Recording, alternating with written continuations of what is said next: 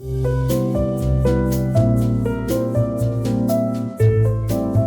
talk about kindness today, but not the easy, polite, surface level kind. We're going to explore something deeper, a more intentional kindness, the kind that's supposed to show up in the very moments it feels almost impossible to find. Okay, so to kick things off, let's dive into a scenario that I think is going to feel really familiar to just about everyone. We're talking about those moments when all our best intentions just seem to, well, vanish into thin air. All right, picture this. It's the end of a very long day. You've poured everything you have into work, into your family, into all your responsibilities. Your personal battery isn't just low, it's blinking red. You are completely and totally running on fumes. And now let's add a ticking clock to that feeling of exhaustion. You've still got a mountain of things on your to-do list, and there is just not enough time in the day. The pressure is on, and it feels like you're being pulled in a million different directions all at once.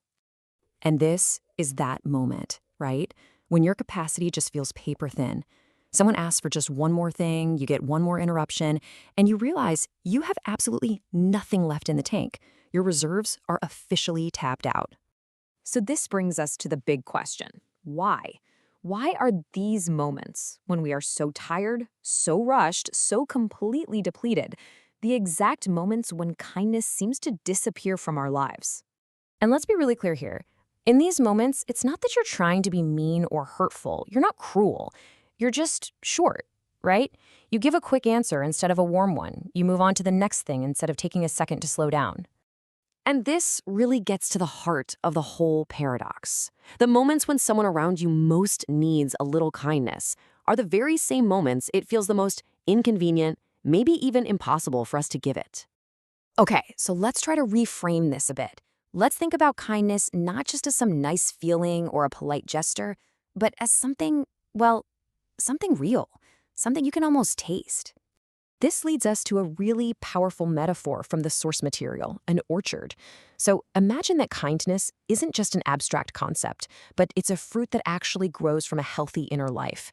It's something that can be seen and felt and really experienced by others. So what is this tangible kindness? Well, here's the key definition.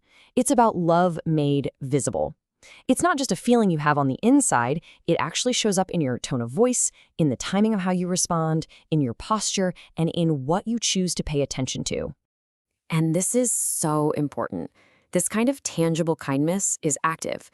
It's a conscious choice you make to slow down and actually engage with another person, instead of just rushing past them to get to your next task. It's about connection, not just a transaction.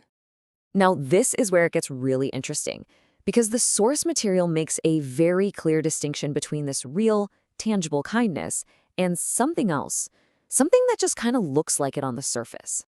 Let's break this down. On one side, you have counterfeit kindness.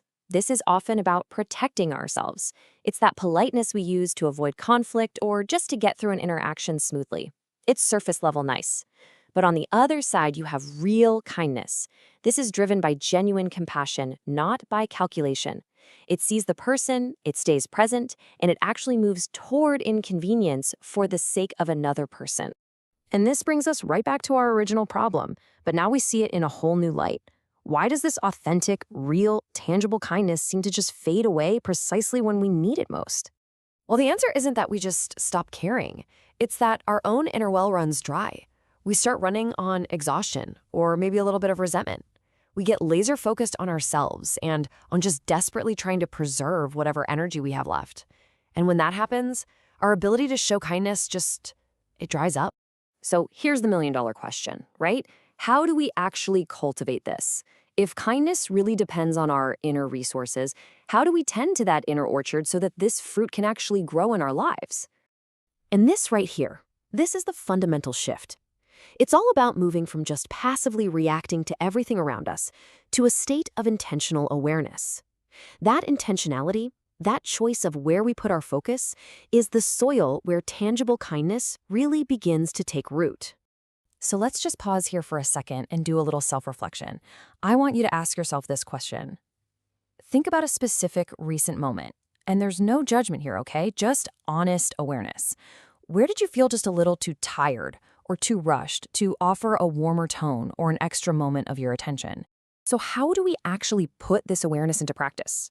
Well, here are 3 really simple, practical things to try. First, just pick one interaction today and intentionally slow it down. Just one. Give that person your full attention. Next, try offering a kindness that costs you nothing but awareness, a genuine comment, a thoughtful pause before you speak.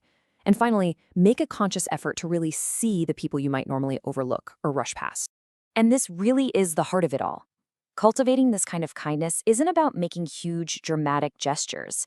It's about the small, consistent acts of just being available, of offering our simple presence and our attention to the people who are right in front of us. We'll end with this last powerful question. And again, this isn't meant to make you feel guilty. It's a tool for awareness. In those moments when you felt yourself being short or rushed, just gently ask, what was it that pulled my attention away from a more loving response? By asking that question, we begin to tend to the roots, and we start to create that inner space where tangible kindness can really, truly grow.